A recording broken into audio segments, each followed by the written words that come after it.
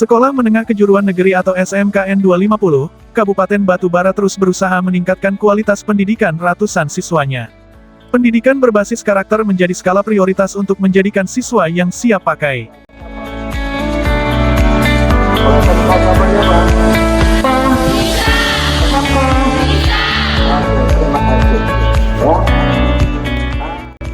SMKN 250 memiliki 400 lebih siswa dan ada 4 jurusan.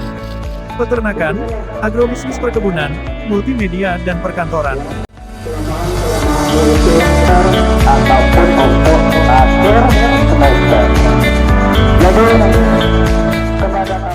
SMK Negeri 250 berdiri sejak tahun 2015, dan pada tahun ajaran pertama, hanya memiliki 100-an siswa dengan 3 rombel dan 2 jurusan, peternakan dan perkebunan.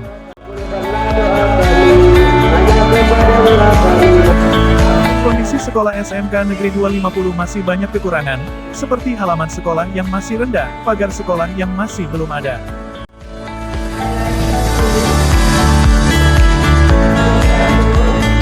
Hal tersebut sangat penting agar para siswa bisa lebih nyaman saat belajar, terutama kegiatan ekstrakurikulernya. Untuk ruang belajar SMK Negeri telah memiliki ruangan praktik komputer, ruang peternakan dan lahan perkebunan.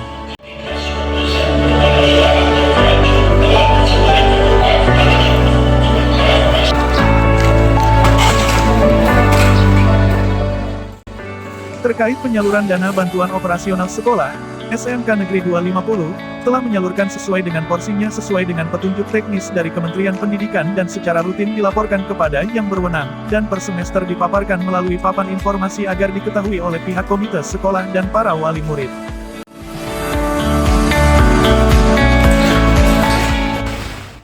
Sekolah ini dibangun pada tahun 2015, tapi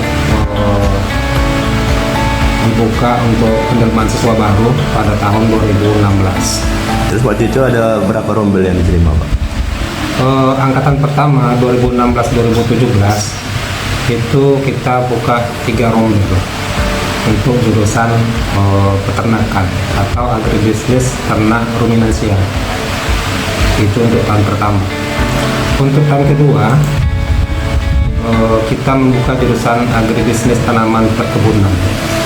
Pada tahun 2019 kita membuka jurusan multimedia dan jurusan perkantoran, sehingga sekarang ini SMK 250 mengelola 4 kompetensi keahlian: peternakan, perkebunan, PKP atau multimedia, dan manajemen perkantoran. Jumlah siswa berapa tuh? Alhamdulillah jumlah siswa dari tahun ke tahun mengalami peningkatan. Kalau pada tahun pertama lebih kurang 108 siswa, sekarang ini jumlah siswa itu sudah 479. Kira-kira apa kendala sekolah ini, Pak, untuk meningkatkan animo masyarakat tadi, Pak? Kendala yang utama adalah mengenai transportasi dari lokasi siswa ke sekolah. Kemudian di lingkungan sekolah sering terjadi banjir, terutama bulan Oktober, November, Desember. Ini yang menyebabkan terutama kurang kondusifnya sekolah ini. Kemudian juga belum tersedianya pagar yang benar, yaitu belum tersedianya pagar juga itu menjadi kendala bagi kita di sini untuk meningkatkan kenyamanan siswa di dalam proses pembelajaran. Kita berusaha untuk melakukan seperti menimbun, tapi dilakukan secara bertahap. Ini kan animo masyarakat, Pak, untuk menyekolahkan anak di SMK 250 pesisir ini kan terus meningkat. Apa kira-kira andalan sekolah kita ini, Pak, ataupun prestasi anak-anak yang sudah diperoleh gitu? Andalan kita sebenarnya di sini adalah jurusan peternakan.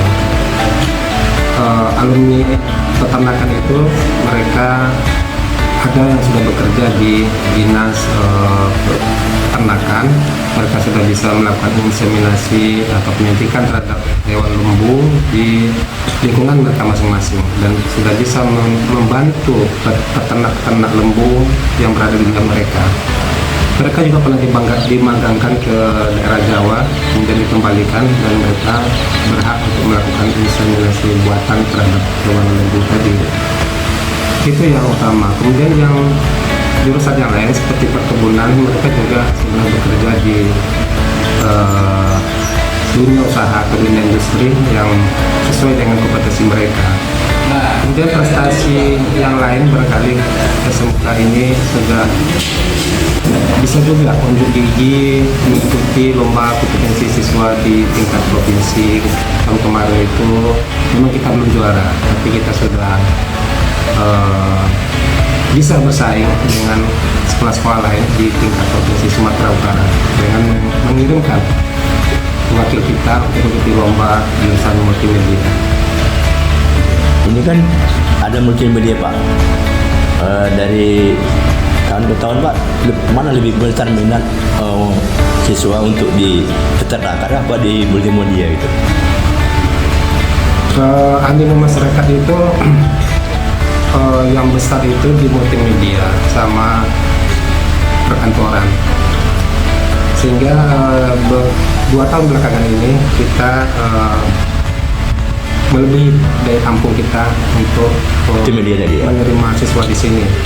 Tapi di kompetensi yang lain, di peternakan, di pertanian, kita agak kurang minat masyarakat untuk menyekolahkan anaknya di jurusan perkebunan dan peternakan.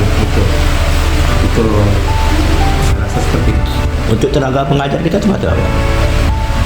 Kalau tenaga pengajar, kami ASN 4 orang sama saya. Kemudian kita di sini ada guru dari APBD provinsi atau GTT berjumlah 11 orang. Kemudian ada 14 orang kita masih menggunakan tenaga honorer yang dibayarkan dari sumbangan dari orang tua siswa. Jadi lebih kurang kita di sini dengan tenaga kependidikannya lebih kurang berjumlah 30 orang. Ya, kalau ASN kita nggak memikirkan dengan penggajiannya lagi, ataupun guru dari provinsi yang memang jamnya pun masih terbatas. Yang honorer ini, yang pembayaran gajinya dari sumbangan, ya, sumbangan uang sekolah. Inilah yang kita upayakan supaya jangan terkendala, karena pembayaran gaji honorer ini termasuk besar juga sangat pengeluaran uang sekolah kita di sini. Tetapi selama ini belum terkendala dalam pembayarannya. Iya, kita mengasihkan kelonggaran-kelonggaran kepada siswa. Kadang di siswa tidak mampu membayar, ya kita toleransi. Ada mereka yang 2 orang di sini kakak beradik, kita kasih dispensasi. Kemudian ada yang keluarga tidak mampu, kita kasih dispensasi. Yang penting bagaimana supaya anak-anak kita ini bisa sekolah aja di sini. Harapan saya semoga sekolah ini ke depannya meningkat di dalam proses pembelajarannya, terutama kompetensi keahliannya siswa. Dengan meningkatnya kompetensi siswa itu, maka mudahlah siswa itu diterima di berbagai dunia usaha, dunia industri, ataupun di lembaga-lembaga pemerintah yang sesuai dengan kompetensi mereka sendiri. Proses penetapan itu cuma mana Pak? Karena kami bawa musyawarah wali murid. Oh, dihadirkan wali murid? Ya, dihadirkan semua wali murid. Jadi wali murid setuju? Atas persetujuannya kena terjadi macam itu. Maka dia lakukanlah pengutipan uang sekolah. Nggak ada merasa keberatan wali muridnya Pak ya? Nggak ada. Bagi Ketua Mito, apa harapan kita tentang sekolah ini untuk mencerdaskan anak bangsa kita? Harapan kita kalau pemerintahan provinsi mungkin bisa membagi bantu tentang halaman penimbunan, ya, penimbunan halaman, pagar, sekolah. Jadi kalau udah pendalaman ini, lamannya nanti kalau hujan tahunan, hujan tahunan kan mau banjir bandang. Nah, mungkin nanti dia kan udah nggak tergenang air lagi. Itu kalau pagar sekolah ini dipagar kan Safety lah ya? Iya, salah satu murid itu kan nggak bisa pamannya cabut lah, ya kan. Nah, itu harapan kita ke depannya. Terkait dana bos ini, sistem penggunaannya? Ya, sistem penggunaannya kita gunakan sesuai dengan juknis yang dikeluarkan. Jadi kita tempatkan, kita alokasikan sesuai di mana tempat-tempatnya. Itu per siswa berapa biasanya? Per siswa 1.600.000 per tahunnya, Pak. 1.600.000. Per siswa per tahunnya 1.600.000. Oh, jadi pos-pos itu udah ada lah ya? Ya, Pak. Pos-posnya? Pos-posnya sudah ada, Pak. Ya, kita laksanakan sesuai dengan juknis yang ada. Ada berapa siswa?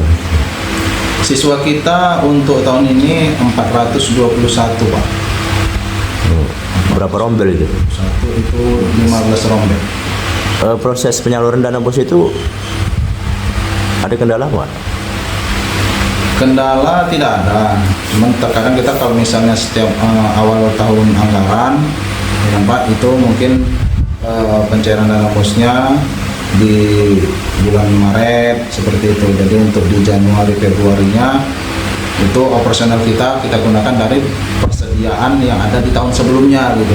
Karena kan operasional sekolah kan harus tetap berjalan, Pak. Sementara di Januari Februari itu dana belum keluar. Bahkan kadang di Maret juga belum keluar, di awal April baru. Jadi untuk operasional sekolah seperti misalnya ATK, alat kebersihan itu kami gunakan dari persediaan yang tahun lalu. Ada namanya barang persediaan, kayak PKM situ. Nanti di bulan April begitu pencairan dana bos baru kami alokasikan. Nah, seperti itu. Tapi terkendalanya Pak, kalau misalnya guru-guru kita lah yang digaji dari dana bos, yang mereka dari Januari, Februari itu mereka belum gajian. Nah, nanti di April baru gaji Januari, Februari, Maretnya dirapel lah istilahnya kita bayarkan. Nah, seperti itu. Selama ini untuk laporan penggunaan bos itu apa nggak ada masalah kira-kira? Nggak ada Pak, sejauh ini tidak ada. Setiap di akhir bulan kita selalu tutup buku dan kita selalu buat laporan. Itu kemana ya laporan itu kan? Laporan itu nantinya setiap kali ada monitoring, monep kan Pak, itu kita berikan ke dinas provinsi, ke Capdis juga, bahkan ke kepala sekolah sebagai arsip juga ada kita berikan, itu arsip sekolah. Artinya kan itu laporan khusus lah ya, maksud untuk ke instansi terkait aja kan? Iya Pak, dan itu kita publikasikan juga Pak, realisasi penggunaan dananya kita publikasikan.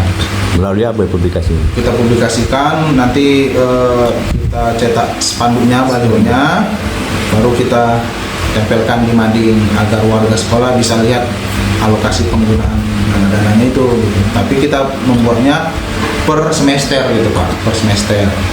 Kalau dibuka sistem online bisa apa nggak? Bisa Pak, sekarang transparan sih Pak. Iya. Iya.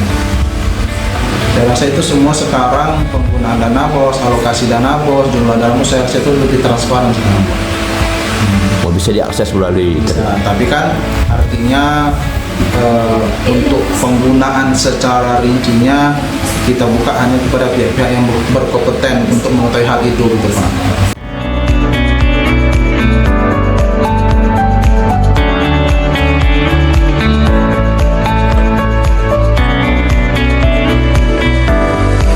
SMK Negeri 50 juga telah memiliki rumah ibadah, 1 unit musola.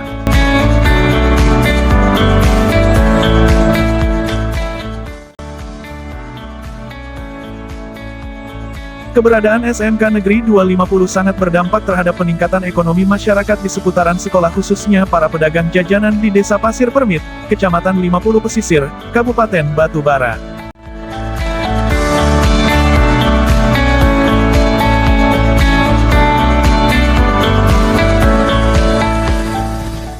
Dari Batubara, Sumatera Utara, Solepelka melaporkan untuk Bara Pos TV.